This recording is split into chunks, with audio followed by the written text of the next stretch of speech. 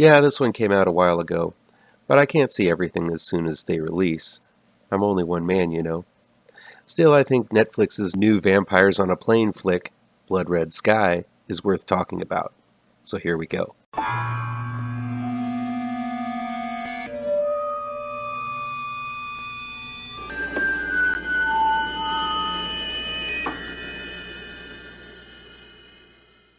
Welcome back to ML Miller Frights.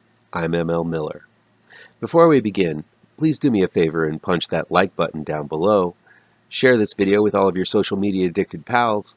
Click subscribe to this channel and ring that bell for notifications. Blood Red Sky is new, streaming on Netflix. It's directed by Peter Thorwarth and written by Peter Thorwarth and Stefan Holtz. Nadja, played by Perry Baumeister, and her son Elias, played by Carl Anton Koch, plan on taking an overnight flight across the Atlantic Ocean to New York, where Nadja can take part in a procedure involving the purification of her blood system from an unknown disease. Unfortunately, this flight happens to be hijacked by a group of highly organized terrorists, led by Berg, played by Dominic Purcell.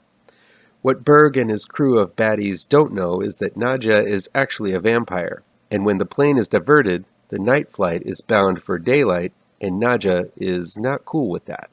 While one can easily dismiss this film as I did earlier and call it Vampires on a Plane, it's much more like Die Hard on a plane with a vampire. Much like Die Hard, our hero Nadja is separated from the rest of the hostages and attempting to take out the terrorists one by one. Also, much like Die Hard, the stakes are higher because one of the hostages is someone Nadja cares for. So for a short while, things get pretty familiar as Nadja bares her fangs and claws on the terrorists, popping out of the dark and evading capture. Soon, though, the film becomes much more like a zombie flick, as Nadja's bite is highly contagious, changing those terrorists she's taken out into vampires themselves, and soon the plane is riddled with vamps. Vamps who don't have the same conscience to take out the bad guys and spare the hostages, including her son, Elias. In order to morph from one type of film into another, Blood Red Sky extends its runtime to a little over 2 hours, which I think is the biggest mistake for most Netflix movies. I don't know if there's some kind of magic money number that is reached by stretching films to this length, but the runtime is often the detriment of many a Netflix film, at least the ones that I've seen. While there is plenty to do in Blood Red Sky, I felt that runtime lagging the story down numerous times. There are plenty of extended scenes of vamps hissing and snarling at one another that could have been trimmed and snipped, as well as some lengthy setups that really could have made this film more sleek and watchable. Like an overlong flight, I started getting antsy around the hour-and-a-half mark and just wanted to set the plane down and forget about it. That's not to say that Blood Red Sky was bad. The acting is solid. Perry Baumeister has a mysterious, exotic feel to her even before she vamps out. And when she does bare tooth, man is she a ferocious predator. Baumeister goes full-on savage, making animalistic moves, all twitchy and rodent-like. Her physical performance is definitely something that stands out and deserves recognition. Her various foes do their job as bad guys. Dominic Purcell is okay as the terrorist leader, but honestly, he looks rather bored to be there. He's played this character before. He's even played a vampire before in Blade 3, so none of this is especially a stretch for him. Alexander Scheer is a lot of fun as an especially bloodthirsty terrorist, but he isn't really given a reason why he's such a psychopath. He just enjoys killing people, and enjoys it all the more once he's turned fangy. Still, Scheer brings a little more flair to the bad guys than Purcell does. Things really do get bloody savage in the latter portion of Blood Red Sky. The vampires are played much more monstrous and animalistic than your usual romanticized versions. There's a nice inner conflict in Nadja's character as she doesn't want to go full-on vampire, knowing that her son Elias is on board. This struggle is communicated very well, even though Nadja is simply screaming and hissing for the latter half of the film, another testament to her skill as an actress.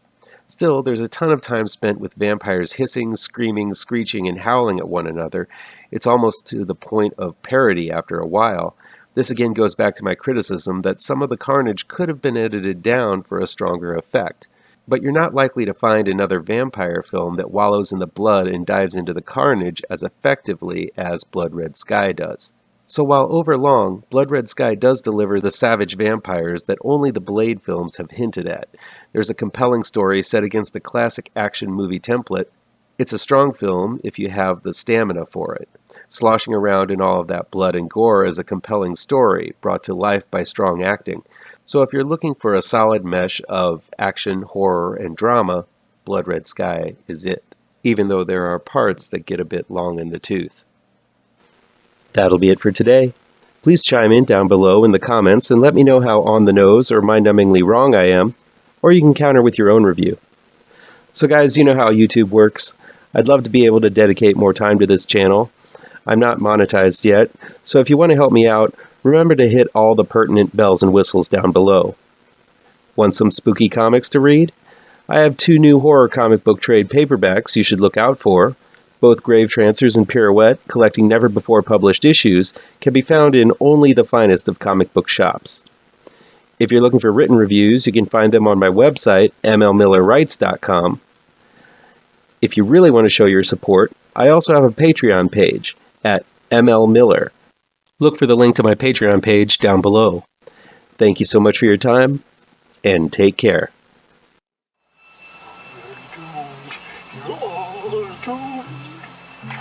You're doomed